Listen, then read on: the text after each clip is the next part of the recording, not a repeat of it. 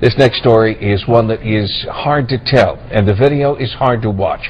But the victim feels it's important that you know what happened to her inside a local jail. Channel 3 News is the only station in town who has this disturbing video. Now, the investigator, Tom Meyer, joins us with an exclusive Channel 3 News investigation on what's being called an outrageous strip search of a Stark County woman. Tom?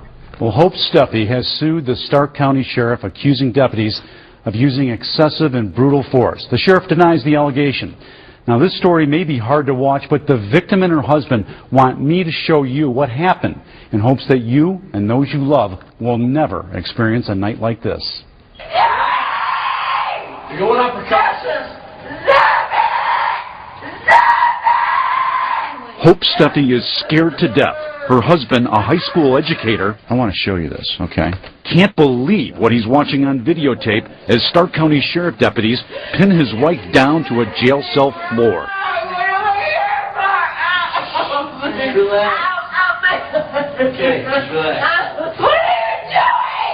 You don't treat people like this. I don't think murderers are treated like this.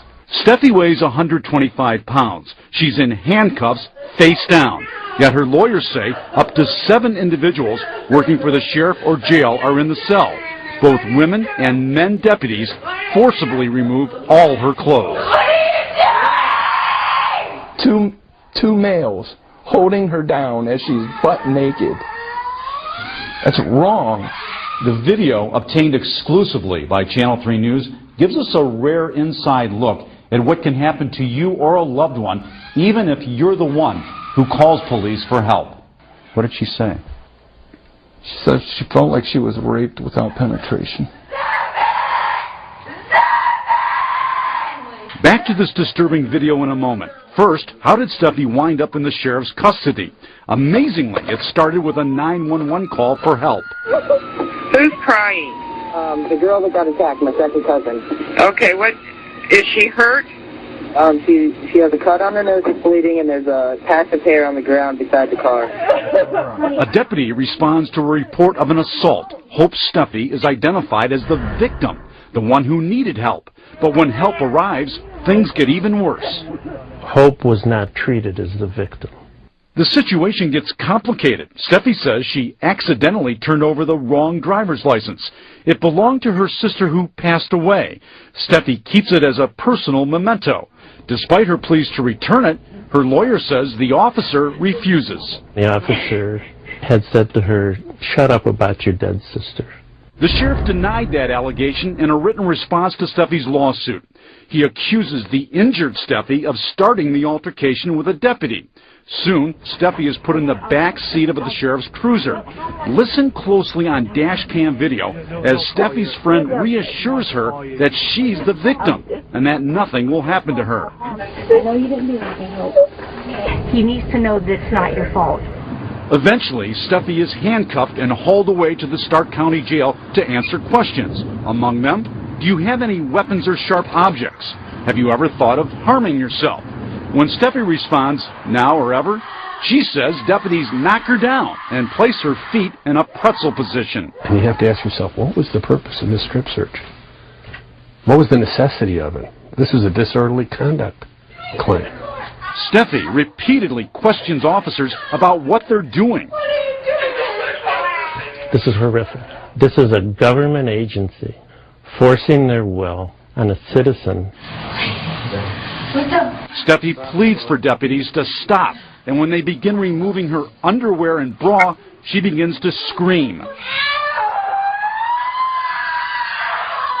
That could be your wife. That could be anybody's wife. For the next 6 hours, Steffi was left in a cell completely naked, without even a blanket to cover herself, and the sheriff admits it. She says she wrapped herself in toilet paper to keep warm and to prevent anyone else from seeing her nude. She also says she was denied access to a phone and medical assistance for injuries that included a cracked tooth, a bulging disc, and bruises. The sheriff again denies the allegation. Lawyers for Steffi say the video speaks for itself. The force used was completely unwarranted. Her lawyers say this is a strip search, and the sheriff's own policy says Officers conducting the search must be of the same sex.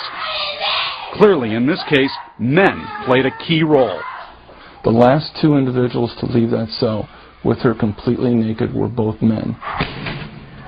What would any woman fear? Eventually, Steffi was told she was being charged with disorderly conduct and resisting arrest. When they took her to booking, her husband says they forced her to wear nothing but a weighted vest like this. Tomorrow night at 11, new exclusive video and questions about whether all jailhouse video was released. Tim?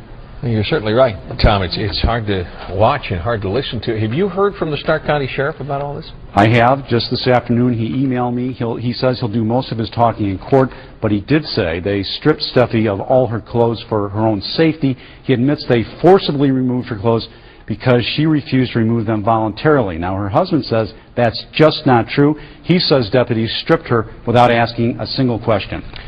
All right, Tom. Thank you. More on this tomorrow.